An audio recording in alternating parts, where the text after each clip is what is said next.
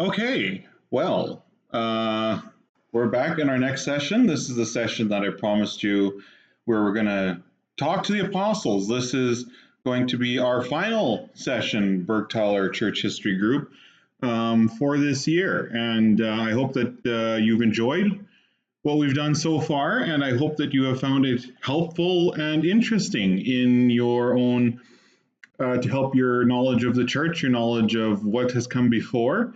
And I'm hoping that this next bit will also be helpful to you.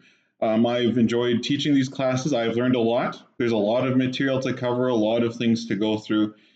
And putting these videos together and posting them regularly has kept me busy, has kept me honest and on time, if you will. So I've quite enjoyed our time together, and hopefully in the new year, we will be able to meet in person again, God willing. And if we do, for those of you who aren't regular attenders of the Bergthaler Church, I'm going to attempt to try and keep these videos being posted or maybe even live streamed.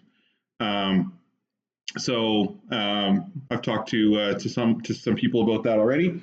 So we're going to look at that in the new year. We'll see what the new public health orders look like come January and make a decision then. But if it remains the same, then we will pick up like this and continue on as we have been doing.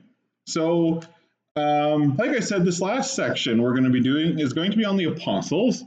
Come the new year, we're going to finish with the early church by and large, and we're just going to look at a few more things in terms of the early church. We're going to be looking at, in particular, we're going to finish Constantine. We're going to jump to something called the iconoclast controversy.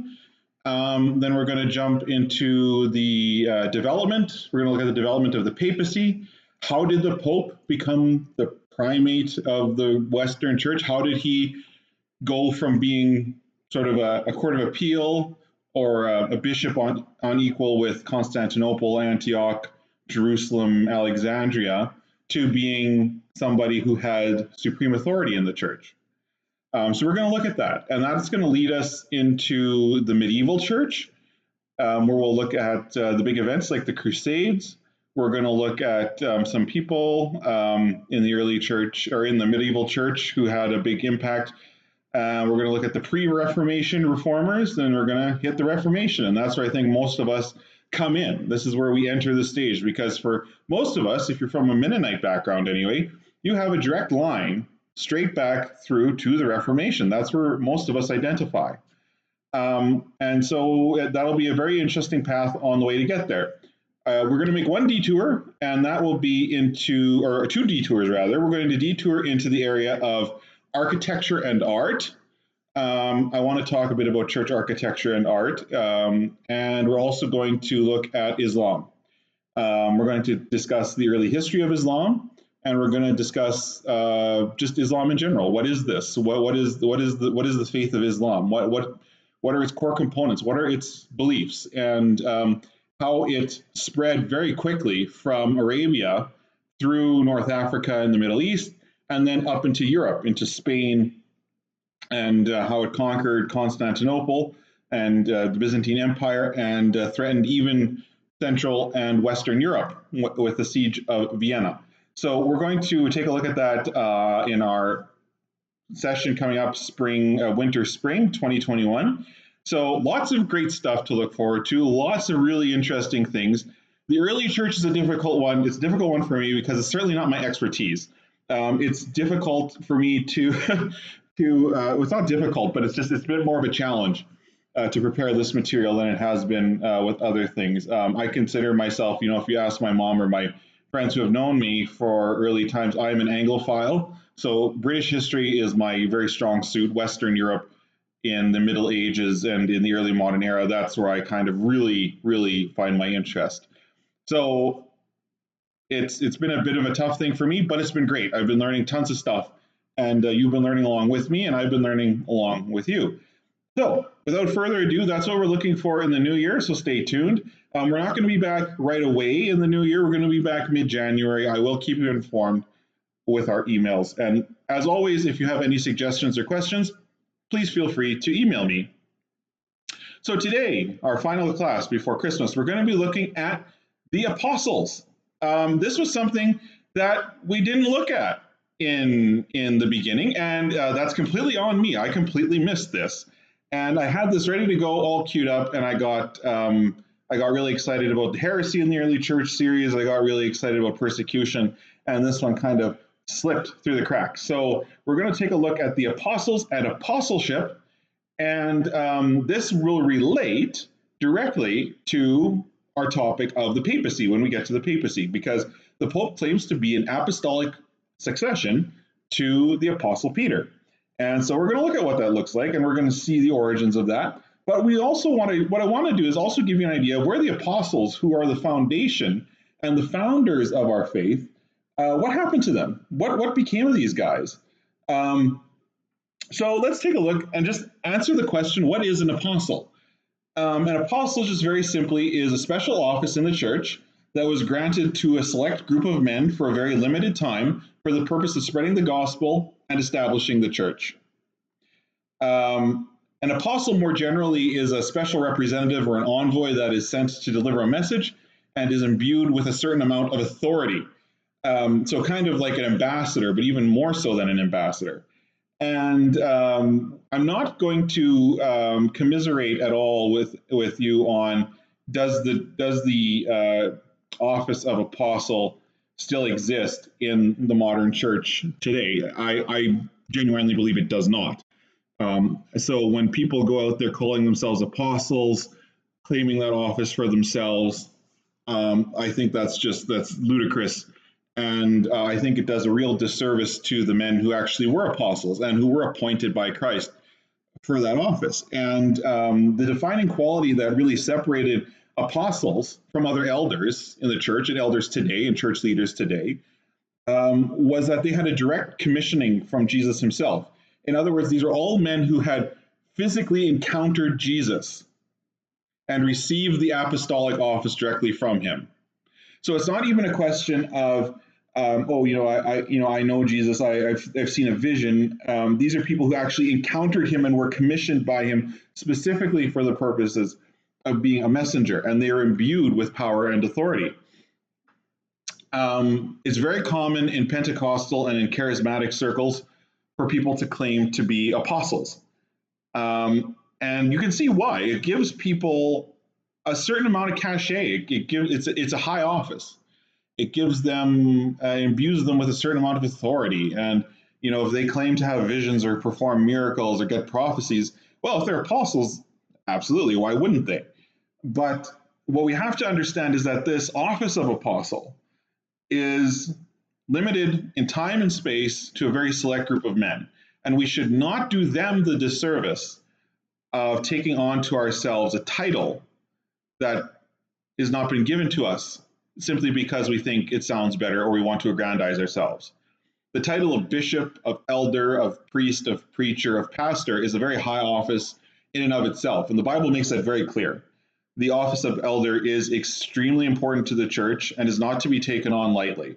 We should not be imbuing it with a greater aggrandizement of apostle, because I genuinely believe that unless you are commissioned by Christ the way he commissioned the apostles in the New Testament, you do not have the ability or the authority to act as they did.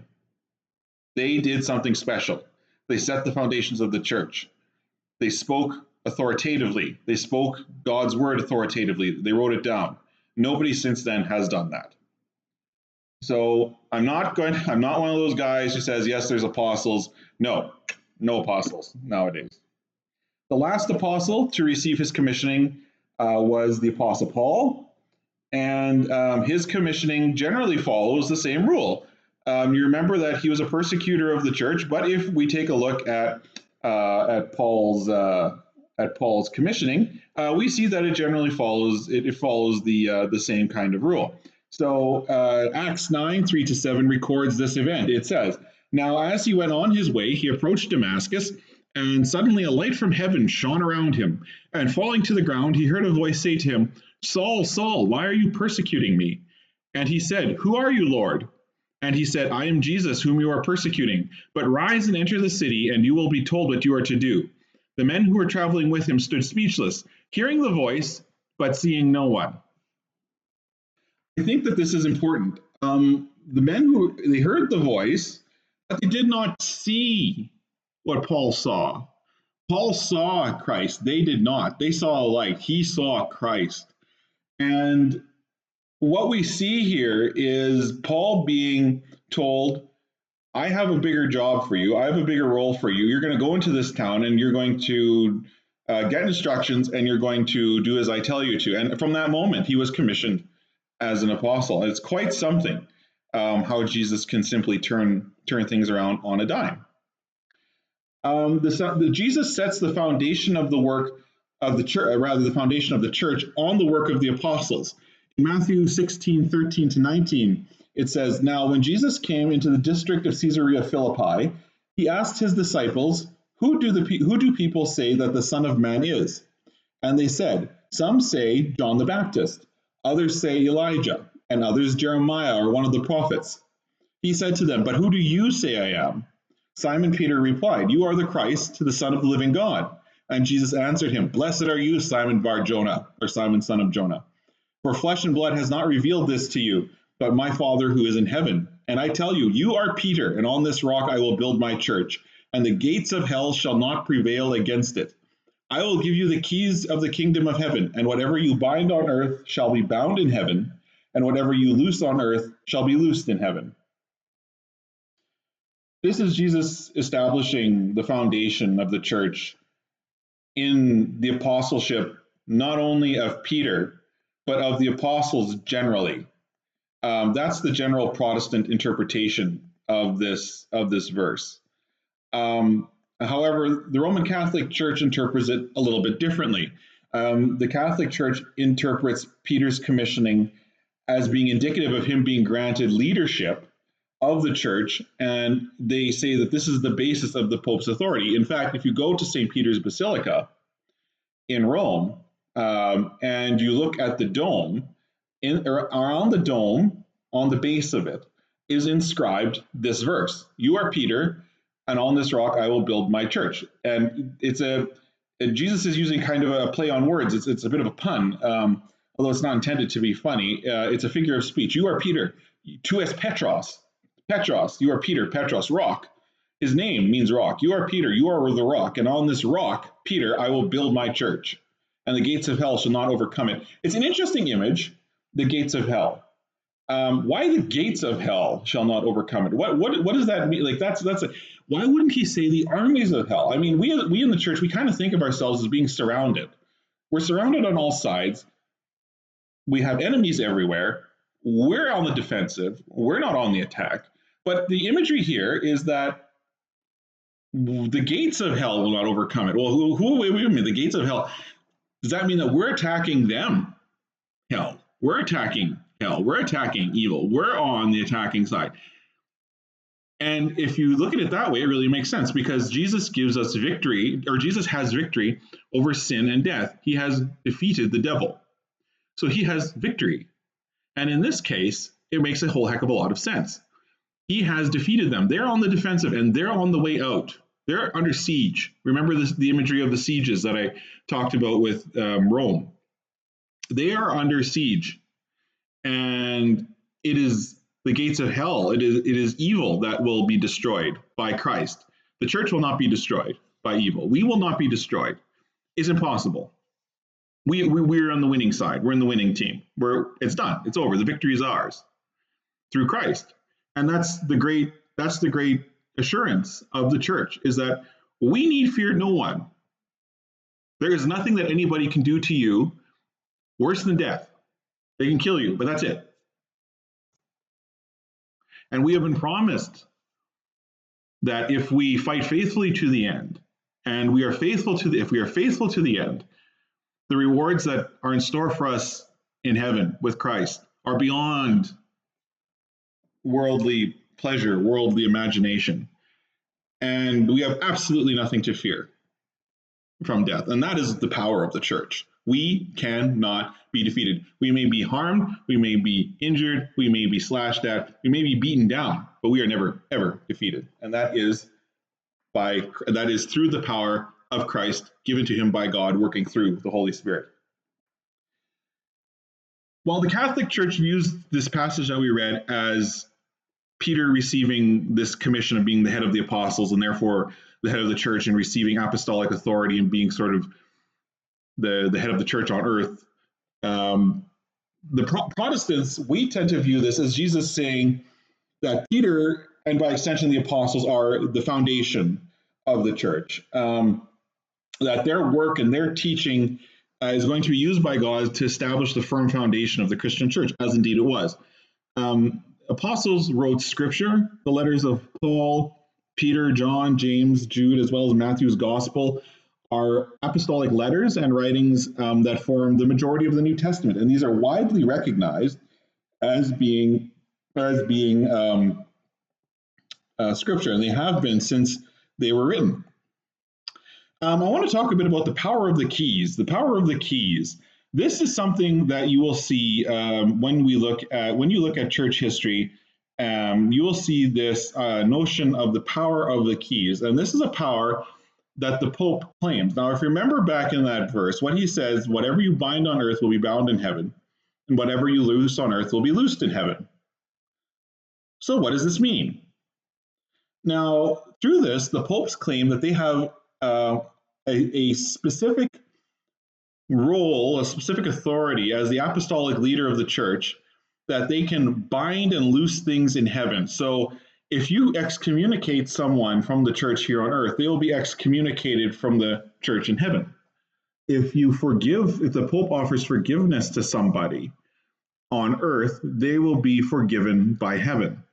Likewise, if they are, anything like that, it's called the power of the keys, and the symbolism is very important. These are the coats of arms of the Holy See, which is the Holy See is the papal office. It's kind of like when you say the White House or 10 Downing Street or the Prime Minister's office. For the papacy, it's the Holy See. So a see is like the area that a bishop oversees. So the Holy See is the one that the Pope oversees, although it refers to the Vatican, not necessarily to his Roman bishopric. But that's getting into the weeds here. So if you look at sort of we have the arms here of Pope John Paul II and the arms of Pope Francis. And one thing that you'll notice in these coats of arms is that there's two keys. Same thing with the coat of arms for the Holy See. There are two keys. This is the power of the keys, the ultimate power of the Pope. This is what is so powerful. When the Pope offers indulgences, when he offers penance, when he says that this is a jubilee, or when he offers remittances of sins, this is where that authority comes from, the power of the keys granted to Peter and to every Pope in succession since the church began.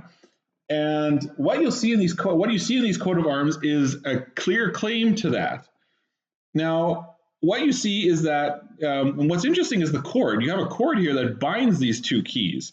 You see that right over here. There's a cord here that binds these keys together. The powers are inseparable. Important. Powers are inseparable. You can't just do something on earth and not have it have a heavenly effect. There is a heavenly effect and a temporal effect. These powers are together, you understand. Now, you might be wondering what this little hat is up here and all these things. This is called a papal tiara. There's different representations of it in each one. The most traditional one is perhaps this one here. It's a 3-layer. It's kind of like a bishop's mitre, but it has 3 crowns on it. So thrice crowned is the Pope. The last Pope, I believe, to be crowned with this thing was John Paul I, I believe. No Pope has used it since. Don't quote me on that, but I think that's how it is. That was back in the 70s, I believe. These things are on display at the Vatican, I believe, if you want to go see them.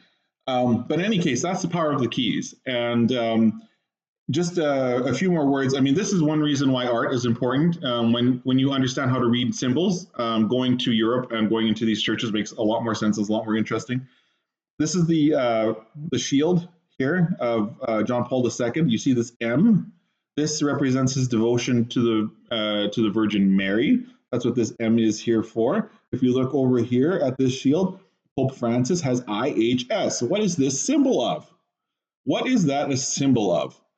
Well, IHS is, of course, the symbol for the Society of Jesus, or the Jesuits, which is Pope Francis comes from the Jesuit order, I believe.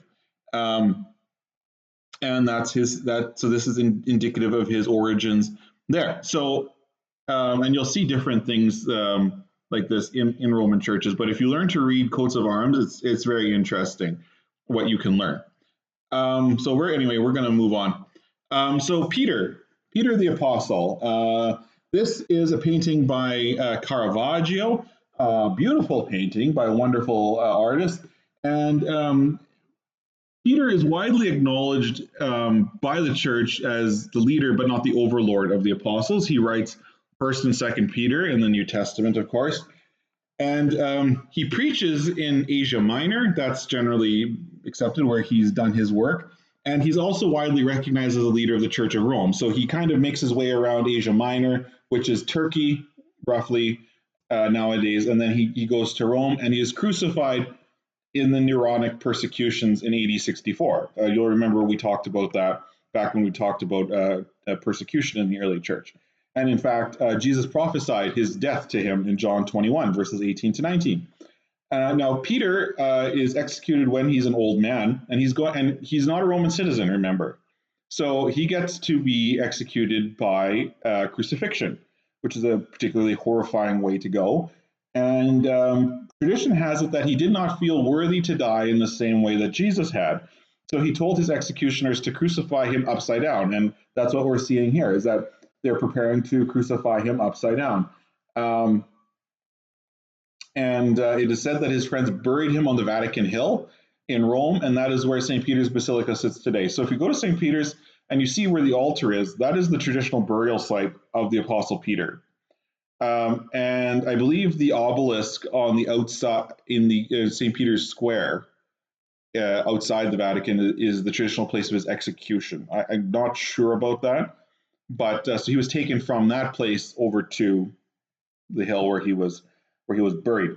So that's Peter. That's how he died. That was his ministry, basically, Asia Minor and Rome. And he died in 64. So he died roughly 30-ish years after Jesus ascended. The next apostle we're going to look at is Andrew. Andrew is traditionally believed to have preached the gospel in Asia Minor, like Peter did, along the Black Sea. So this would be like the northern part of Turkey, in Scythia and Byzantium, where Constantinople is. And he's considered a founder of the Eastern Orthodox Church, so he's an important figure in that church. And he was martyred in Edessa, which was a city that's not part of the Roman Empire, but is outside of it in the Middle East. And he's executed around AD 60. So he does not get executed by the Romans, but he gets executed by, I guess those would be Edessans or Persians at the time, although I'm not quite sure. They might be Parthians, actually. And he's crucified on an X-shaped cross. So you see him here. This is a picture of him, I believe, in one of the churches in Rome. And you'll see him with that X-shaped cross. So again, art, symbolism is important here. If you were walking through this church and you're looking at this thing and there was no name plaque on it, you want to know, I wonder who this is. Well, because you see that X-shaped cross, you know this is St. Andrew, because that's how he was crucified. So that's interesting. He's the patron saint, of course, of Scotland. So if any Scots out there, patron saint, and you'll notice that the cross on the Scottish flag is the St. Andrew's cross. So that's where that comes from. He is the patron saint of Scotland. Next guy, James the Greater, the brother of John, James and John, the sons of thunder. The first of the apostolic martyrs, he was actually beheaded in 44 AD in Jerusalem, really early on, like less than 15 years after Jesus' ascension. And he's killed by King Herod Agrippa. Agrippa wanted to ingratiate himself with the Jewish people and with their leadership. And so in order to do so, he decided to eliminate one of their most hated enemies, who would be the Apostle James. And James, of course, being a leader of the church in Jerusalem. So that's what he did. Clement of Alexandria relates a story to us where the accuser of James was so overcome by the apostle's resoluteness and willingness to die that he himself begs for pardon, converts, and then dies a martyr along with the apostle. This is kind of common in martyr stories in the early church, is that somebody accuses, because you have to have an accuser to kill this guy. You need something to execute him for, so there's got to be an accuser somewhere. So they get this guy, he accuses them, but he's so overcome with what he's done, and he's so overcome with the resolute nature of the apostle that he says, please pardon this guy, and then they don't, and then he decides to die with them. It's interesting. I don't know if there's any validity to it, frankly. I mean, Agrippa would have been looking for any reason to execute him. So take it for what it's worth. The politician in me says that this is kind of fake, but it's an interesting story nonetheless. John, the disciple that Jesus loved, was also the longest lived. He writes the Gospel of John. He writes the letters of 1st, 2nd, and 3rd John. He also writes the book of Revelation. And it is said that during the reign of the Emperor Domitian, so that's 81 to 96, he's preaching in Ephesus. And remember, we talked about this earlier, I believe, that John was preaching in Ephesus during the reign of Domitian, and he was exiled to the island of Patmos. It is said that John, during Domitian's reign, was taken from Ephesus to Rome, and there he was thrown into a vat of boiling oil in the arena in front of the Roman crowds. And despite the authorities' attempt to martyr him by boiling him alive in oil, he survived. He survived, and miraculously, obviously, and they were so dumbfounded by this that they exiled him to the island of Patmos, where he wrote the book of Revelation. His exile ended after Domitian's successor Nerva freed him and other political prisoners, and he died in Ephesus probably about 100 AD or so during the reign of Trajan. He is the only disciple that is widely acknowledged to have escaped martyrdom, although the Romans tried very hard to kill him, obviously, by boiling him in a vat of oil. John is often depicted in art, as you see here, as a young man with long curly hair, or long flowing hair. This is seen by some interpreters as being a way to make him effeminate or to feminize him. That would not be my interpretation. It's just that John would have been the youngest of the disciples. And so he's depicted as a very young man here. I wouldn't read too much into this beyond the fact that he's a young man and that long hair, and that the less rough features would indicate that he was a younger man. So anyway, if you see in art, for example, the Lord's Supper by Da Vinci, or any other art, if you see him depicted this way, it's the Apostle John. Philip preached in the northern part of Turkey. He was martyred in Hierapolis in Phrygia around AD 54 by being scourged, which is whipped, and crucified. And legend has it that he converted the proconsul's wife. Well, the proconsul's like a governor, and the proconsul was so enraged that he had converted his wife to Christianity that he had him crucified. Women were a big part of the early church. When you read Paul, a lot of people, when they read Paul and his interaction with women, they tend to look at the part where he says women should be silent in the church. What they don't understand is that women are so critical to the development of the early church because they were one of the downtrodden groups in society that found freedom and respect and value in the church, because Jesus does not distinguish between gender. He doesn't say men are more valuable than women. For all have sinned and all have fallen short of the glory of God, and all need the salvation that comes through Jesus Christ. And even if you look at Timothy, his mother and his grandmother, Christian women, raised him up.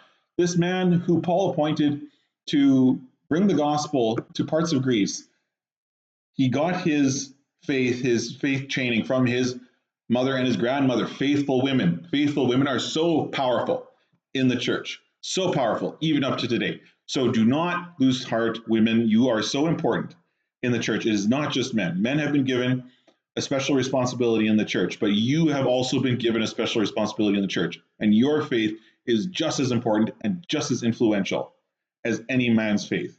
And it works itself in a much different way. I mean, ask any guy to talk about his mom. It's going to be an emotional thing. Bartholomew. Bartholomew preached in the further east and in India.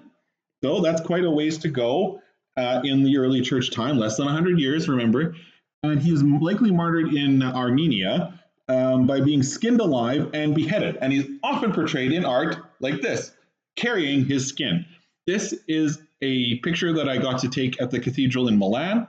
And this is a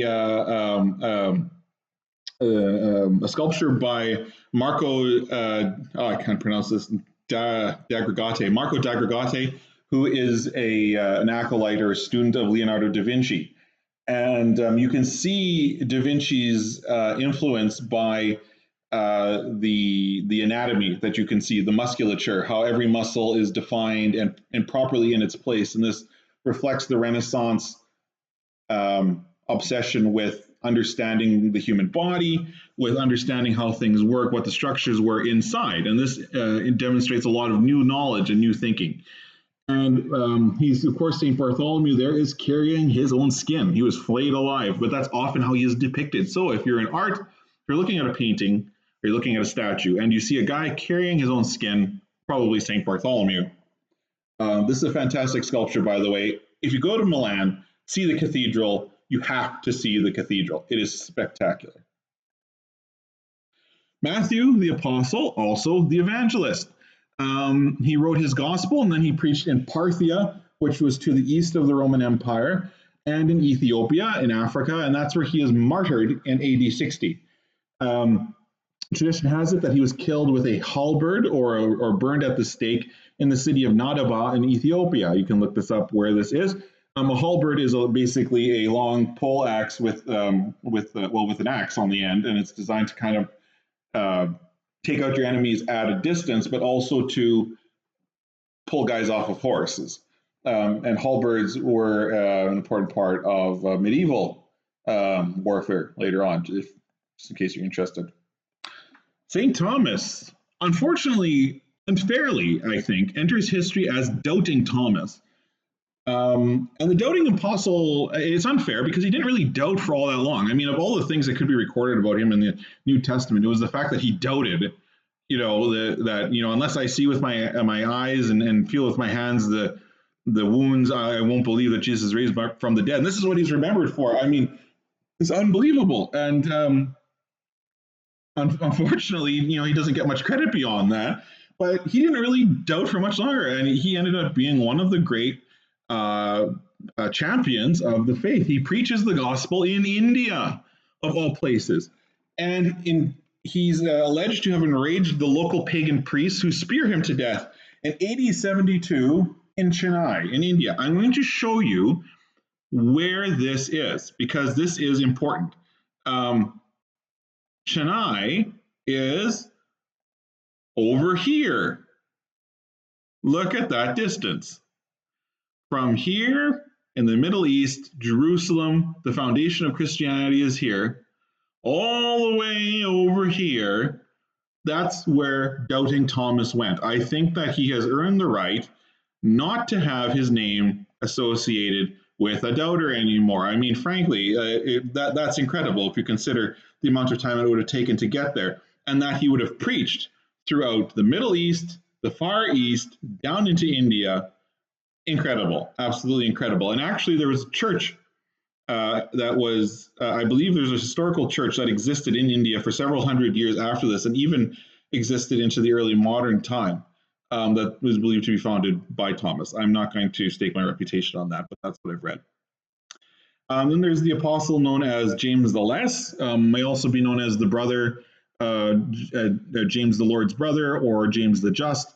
And he's called the Less because he's younger than James the Greater. So if James the Greater, he's older, so he's the greater. James the Less, he's less because he's younger.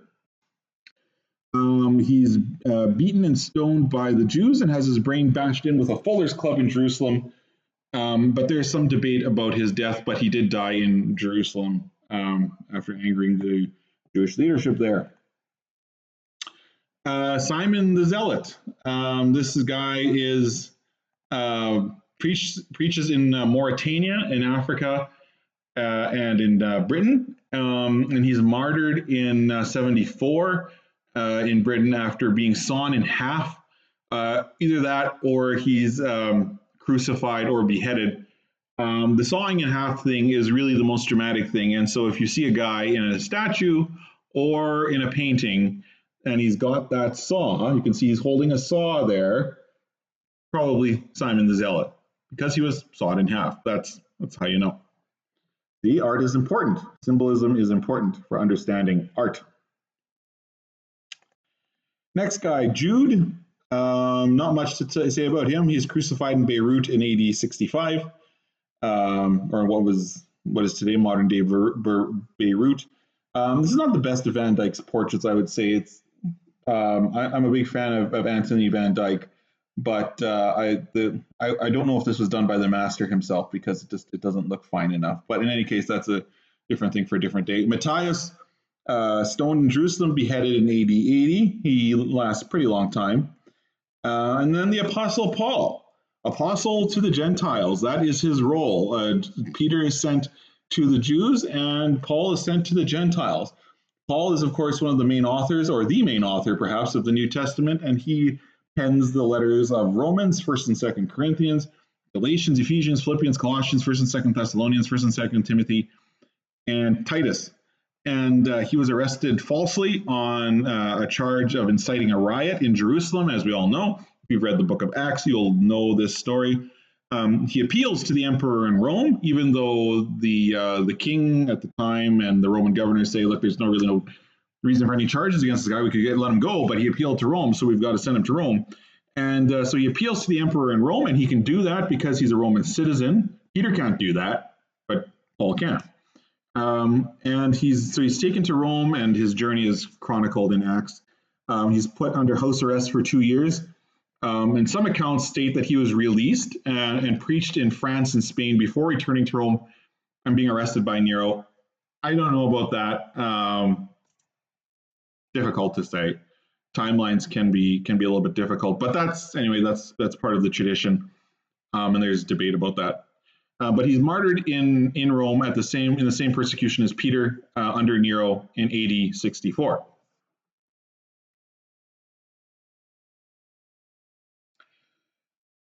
So the effects of the apostles. The apostles set the foundation of the church and provided it with new inspired scripture.